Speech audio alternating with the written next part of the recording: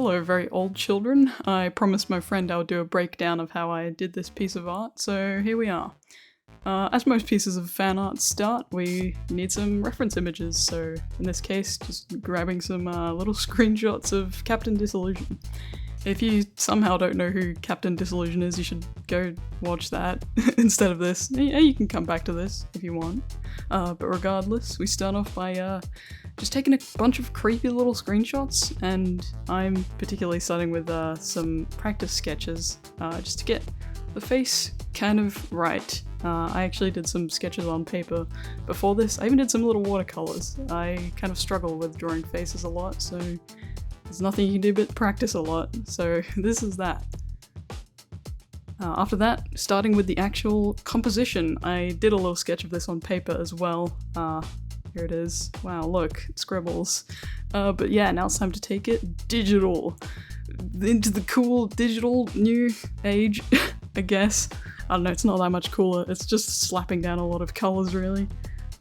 Yeah, chucking in the Captain Disillusion logo there. At first I tried to just really shoddily trace it, until I eventually realized, nah, I'm gonna need to recreate this logo. Very poorly, might I add. This is I'm using Clip Studio Paint here, which is a raster-based program. I'm trying to make a vector illustration. I'm really fighting it here, but you know, I figure it out eventually. There we go. Got our straight lines. Yeah, as I said, I'm using Clip Studio Paint, specifically using the Pro version, which has some limitations I might touch on later, but yeah, it's a pretty good program. Yeah, make sure when you create a logo, make sure part of it is cut off. That's an important part of it. Eventually decide... first I decide, oh, maybe I should clean up these pixels again. Maybe use a vector-based program. Inkscape is good and free. I should have used that. I didn't. Yeah, I eventually decided to make it giant just because, I don't know, looks cool. And here we've got some text. Got the iconic motto, catchphrase. Love with your heart, use your head for everything else, which is cool.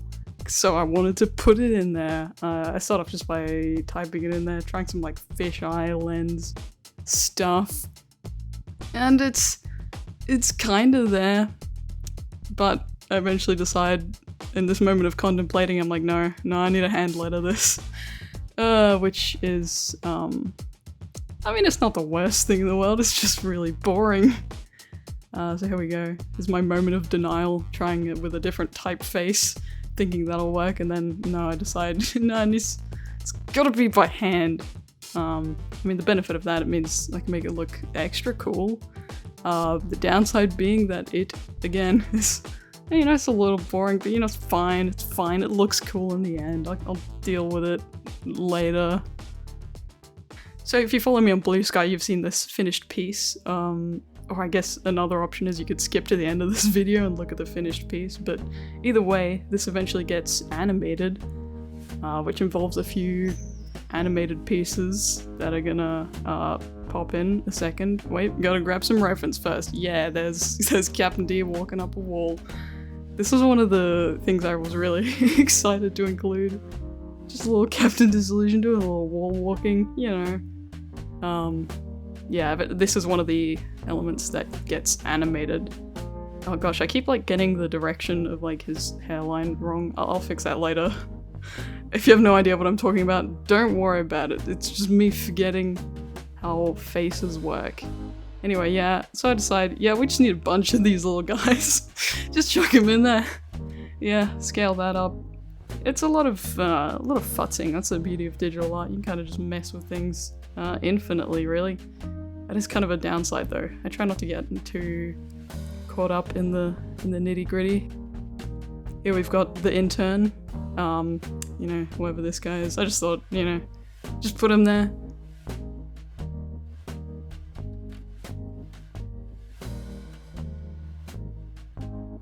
Oh yeah, then we've got these circles.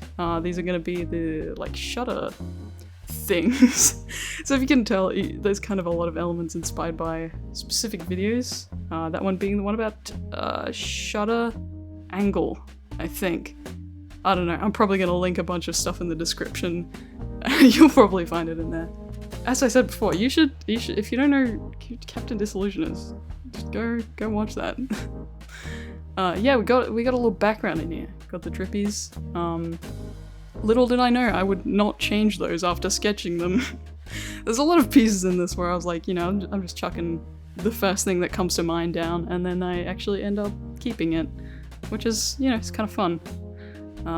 As I said before, one of the beauties of digital art is that you can really go and fix things later down the line as much as you want, but then again, if you keep doing that, you're never gonna finish your piece of art, so you gotta draw the line somewhere.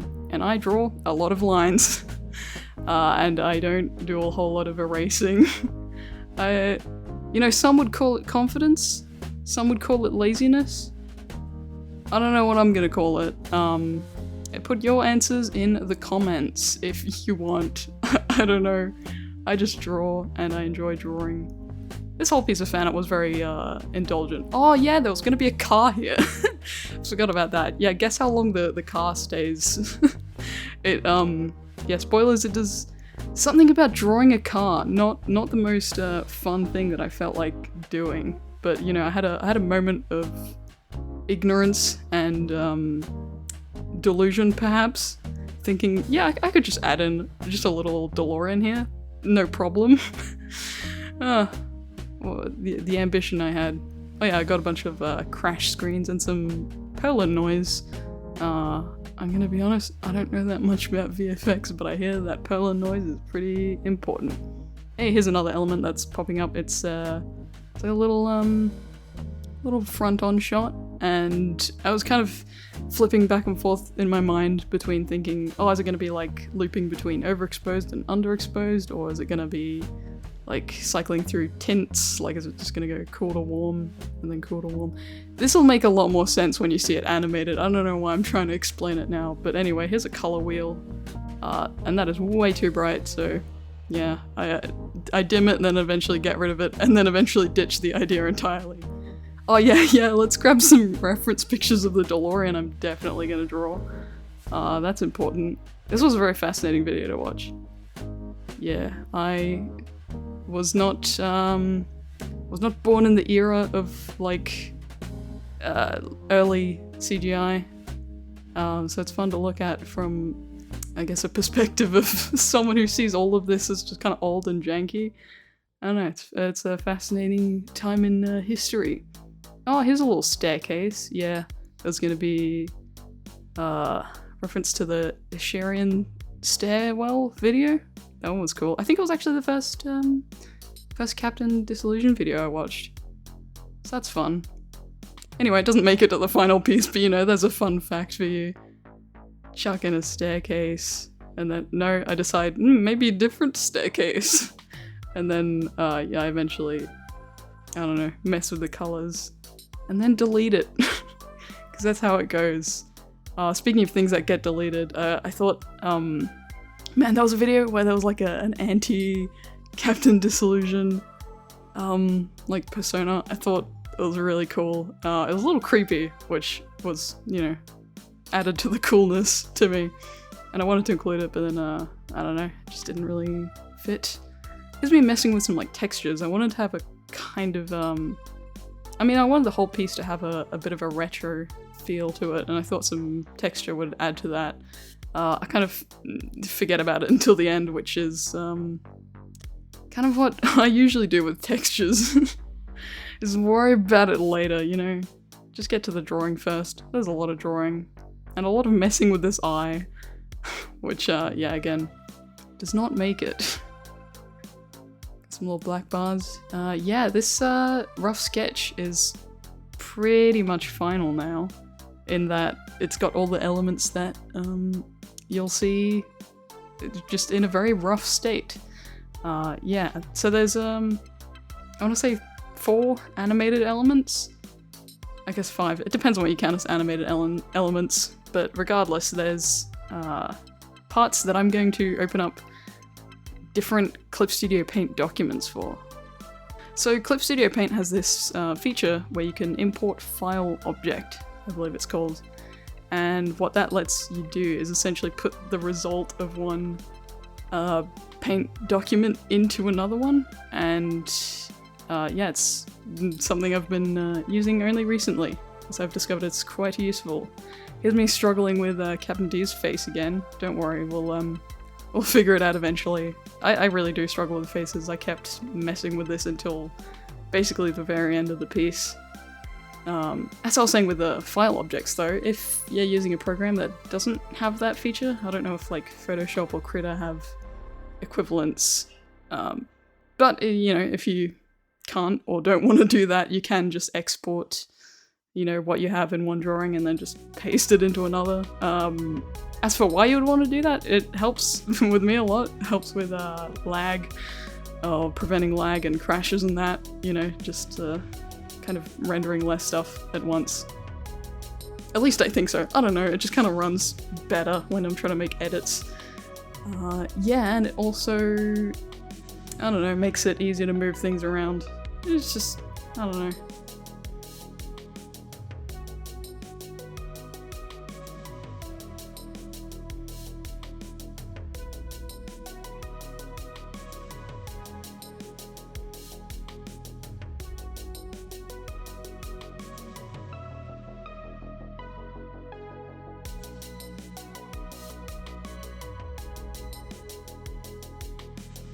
Yeah, going in with some line art. For this I used a brush called the Fun Fine Liner 2. I don't remember who made it off by heart, I'm sorry. I'll put it on screen though. Yeah, it's a very nice brush. I often find myself just using the default brushes that come in Clip Studio Paint. They're pretty good, I guess. I don't know, they're versatile. I do tweak a lot of brushes. I make my own brushes sometimes. But yeah, this time, this fine liner really spoke to me. I've used it a few times before. It's got a nice amount of tooth to it, but it's still got some level of anti-aliasing, so it's not, you know, completely harsh. Yeah, would recommend. Going in, adjusting the face and stuff. Now we've got color. If you're wondering why I color things by hand, or kind of, this time I actually used the Magic Wand tool, but you'll see me later on color a lot of stuff by hand. Just, you know, like coloring it in like it's a crayon drawing. That's because when I do line art, I am very sloppy about it. I leave a lot of gaps. Yeah, you can see me hand coloring this zipper. Yeah, it's because I leave a lot of gaps in my art. Sometimes intentionally, sometimes unintentionally, and it just makes it very hard for the Magic Wand or the fill bucket to kind of pick up on where edges of things are. So sometimes I do find that it's just quicker to color it in by hand. And you know, it's not a process I hate, so why not? Enjoy a little coloring. It's just for me. Yeah. Oh, now it's Captain Disillusion. I get it now. It's funny joke. Anyway, yeah, going in with the silver. If you're struggling to draw metals and reflective stuff, the key really is in the shading. Like, you can make gold just yellow, but it'll only really look like gold until you add any kind of reflections or shading. Speaking of shading, going in with some blue. I use a lot of layer blending modes when I draw. I believe this is a multiply layer. I remember when I got into digital art, I was kind of scared to start with things like blending modes and layer masks and clipping masks, but there's some things that they only take like, I don't know, less than an hour to figure out how to use, and they speed up your process so much. So if you don't know how to use clipping masks, and blend modes, that's your homework. Do that, because it'll speed things up a lot. Yeah, then we got our highlights, as I was saying. You see, now it actually looks shiny. Oh yeah, something I do very, very occasionally, but I did in this piece, is going in and adding more areas of black, like kind of thickening bits of the line art. It's kind of a comic book inspired technique, I guess.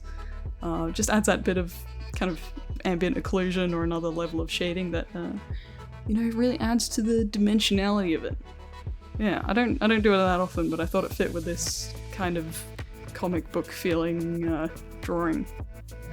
Speaking of line art, something you're going to see me do throughout basically all of this piece is, with every piece of line art, I'm going to duplicate it, blur it, and then set it a little transparent.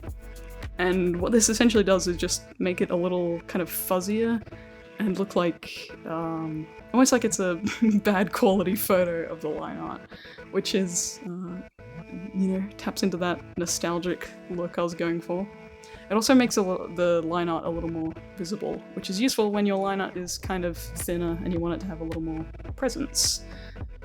Oh yeah, here we get to the exciting bit. Animation! Yeah, I love animating. That probably goes without saying. I animate a lot. That's probably what you know me for, to be honest. Yeah, just laying down a quick old walk cycle. Walk cycles are very interesting in animation. If you've read the Animator Survival Toolkit, I was surprised at how much of it was just about walk and run cycles, but they really are fascinating and something that is... It's easy to start with, I guess, but it has so many different ways it can go that it becomes like impossible to master, I guess. Unless you're Richard Williams. I don't know. It's like on the surface, you think about it, it's like, oh, you're just moving arms and legs, right? But there's so many different ways that you can move someone's like weight and posture. It's kind of like one of the horsemen of the apocalypse that is animation. That if you get kind of used to doing walk cycles, it makes doing walk cycles easier, which is kind of a large portion of things you're gonna have to animate, at least from my experience. Yeah, so while I don't feel like I've in any way mastered walk cycles, I can say knowing how to just do one quickly is a useful skill to have in the old back pocket, I guess. Yeah, adding some anticipation, and later you're gonna see some follow through. If you want to know more about animation and walk cycles, particularly, as I said, Animator Survival Toolkit, big old book that's a very good and thorough read. Or just for free on YouTube, you can also find there's a series Alan Becker did ages ago, but it still holds up super well. So well, in fact, that at university multiple times they showed us that video series. If that's not quality teaching, I don't know what is. Putting on a video and saying, hey, everyone just watch this. I can't blame them, it's a very well made video. Yeah, one thing that's important to me, I guess, is color coding limbs. Gosh, the number of times I've accidentally animated an impossible walk or run cycle because I forgot to keep track of which leg was in front and which was behind. Let's just say it's a little embarrassing. Yeah, so make sure you can either label them or color code them. I don't know, whatever suits you. Just don't be silly like me. Like me in the past. I'm a changed person. I now use different colors. Crazy. Oh yeah, with the line art on this, another cool feature of Clip Studio Paint is its vector layers.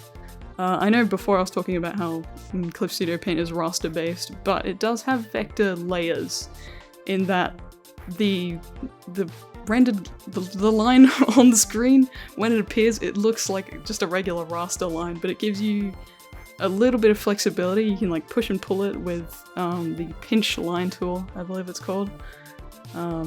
Yeah, it's not...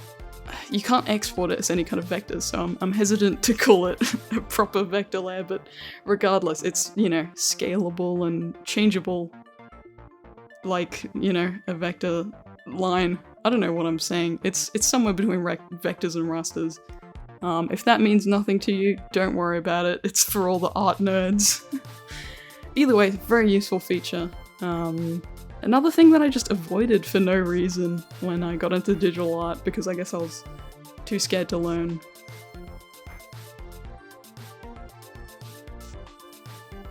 Oh, if you are doing... This is the most specific tip ever. But if you're importing animation into Clip Studio Paint from other files, the background will be white unless you delete the paper layer.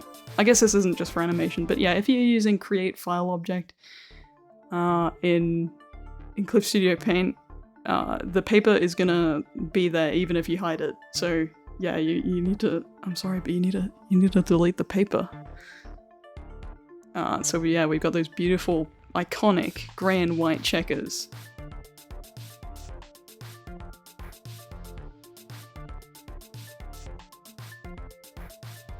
Oh, now we're doing the freaking hand lettering.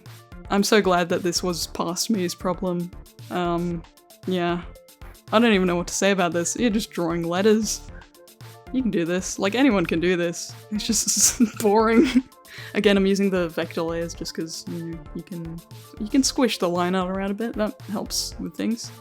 If your program doesn't have it though, I wouldn't stress. You're not you're not missing that much. It's just kind of a little helping hand. Yeah, really writing out all those letters. Man, if only there was like a tool that did this for you. No, it's fine. What is the purpose of being an artist if not to do things that are unnecessary?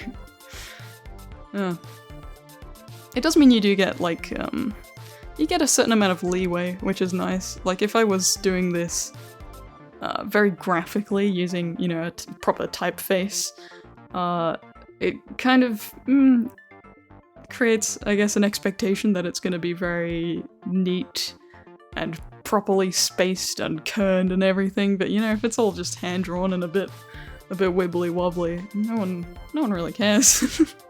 You know, it adds to the charm, let's say.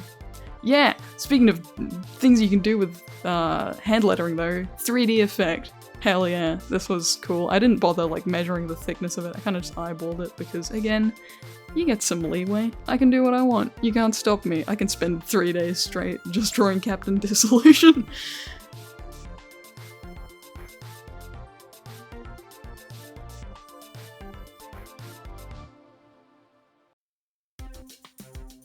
Yep, really going in, 3D-ifying it. I thought this was kind of fun and added to the retro-y, space age-iness of it.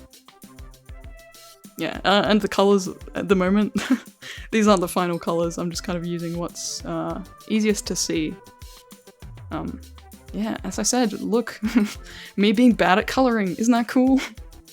Yeah, then adding some shading to this, this extruded text, make it feel a little more real.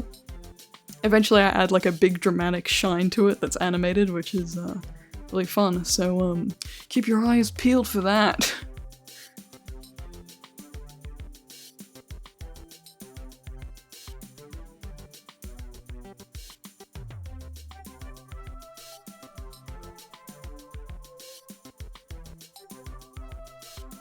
Oh, here it comes. Here it comes. Big dramatic shine. Yeah!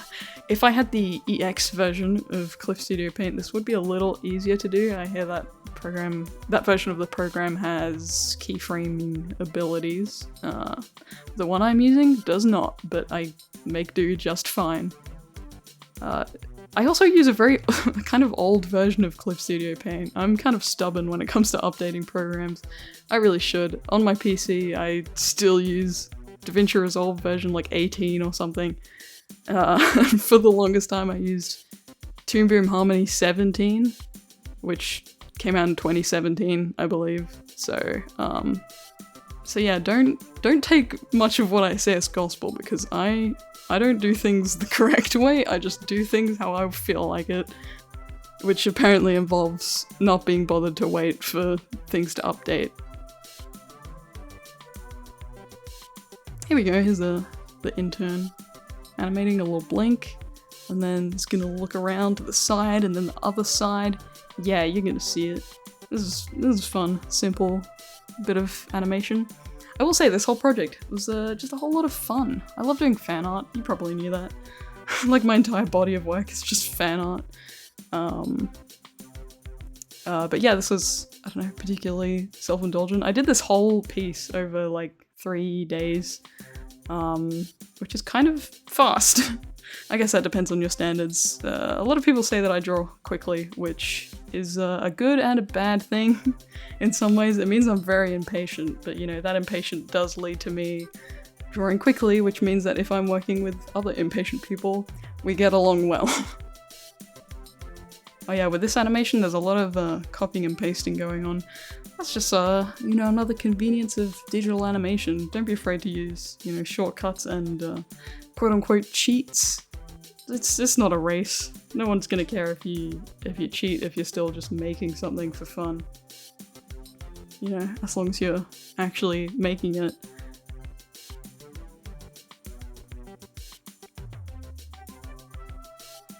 I'm probably gonna not say much for the next while, because I'm kind of just, you know, finishing bits and coloring in, so yeah, I'll talk to you again when I have something to say.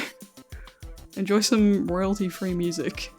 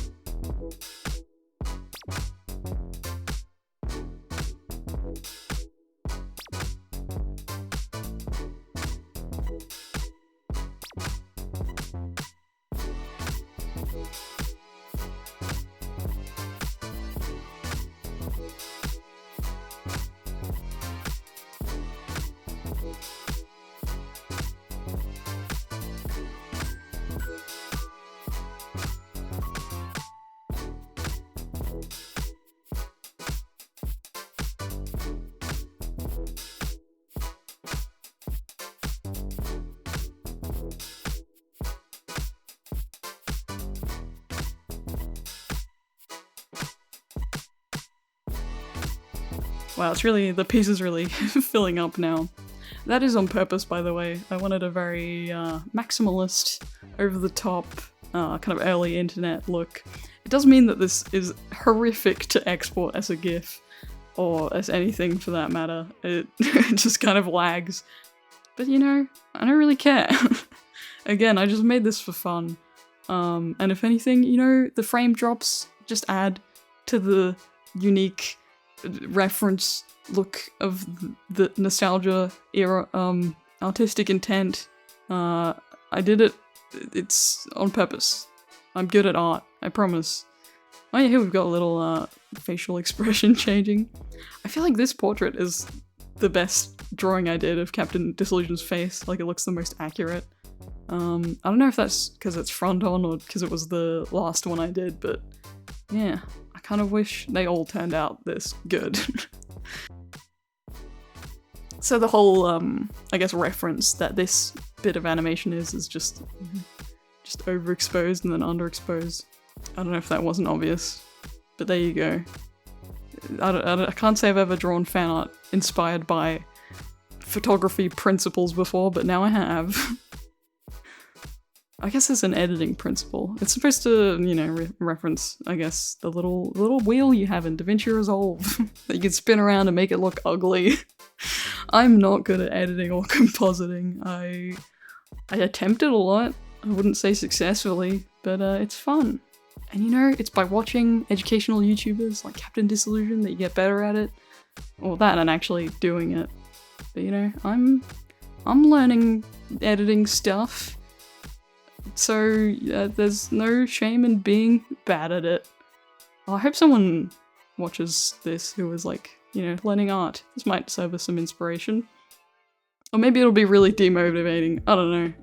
If this video in any way makes you demotivated to draw, you should stop thinking, like, stop that stinking thinking. Go pick up a pencil and just draw for fun. Or maybe don't, I don't know, maybe you've already been drawing for like 12 hours today and you need a break. I don't know your life. Stop coming to me for advice. Get out of here. I just want to draw fan art. Oh yeah, I did like barely any sketching for this. At least for the different facial expression versions. I don't know, I find drawing facial expressions pretty easy. So it just kind of came naturally. So yeah, I didn't bother with doing a sketch. You can just skip the parts of the art process you don't like or don't feel are necessary. Oh yeah, if you're wondering, all of these loops are 24 frames long because that is the limit of the program. I'm using Clip Studio Paint Pro, as I said, which, yeah, only lets you have 24 frames, at least that you can play back at any one time. You can kind of fudge around it if you, like, you know, copy the last frame and then move it to the start of the timeline. But yeah, it's not ideal. I kind of wish I had the EX version of the program, but then again, I'm doing fine with just this version that I have. I've been using it for like 8 years.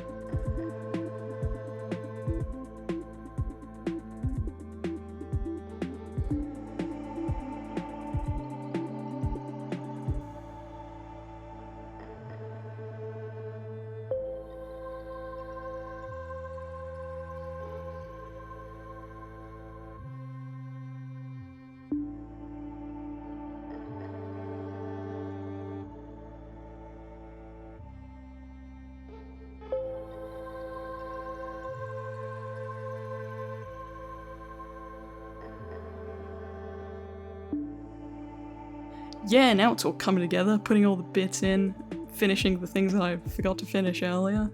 There's very little left to do, other than add a snazzy signature. This was really fun. I was just gonna sign it normally, but then I thought, no, I'm gonna animate it. It's gonna look cool, and it's gonna look like a really old network logo. My favorite part of this is that I could actually put mythicalwater.net, because that's the domain that I own, if you're wondering. Yeah, I have a website. I'm a proper freelancer. You can go to mythicalwater.net and see the things that you probably already have seen. And that's the final piece. I'm gonna shut up and let you enjoy it. As I said, you can have a look at a way crunchier version of this on Blue Sky, or you can just watch it right here.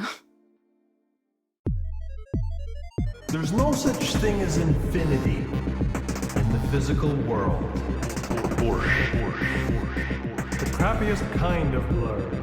Let's pick something else. Humans only live like 700,000 hours. You might ask, Captain, you're very smart, Captain. All mechanical shutters. You just have to get used to conceptualizing slices of hypothetical I as a percentage of an arbitrary unit of time. What? Enter. Oh no. Sophisticated. Rolling shutter! I'm getting confused again. Captain?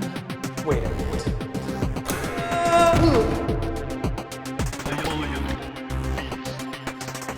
What? Too much exposure for you?